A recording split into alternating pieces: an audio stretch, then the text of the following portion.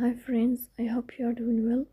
Today we'll talk about how to fix or how to solve the problem of too many requests on ChatGPT. We click on settings. Here you click on apps, default apps, app settings. In this page you click on ChatGPT.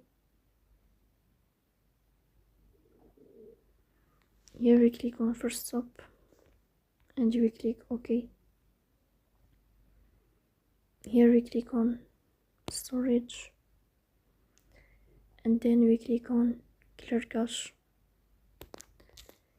In the end you will turn off your phone and you will restart your phone again. So please don't forget to support us by like and subscribe. See you next time.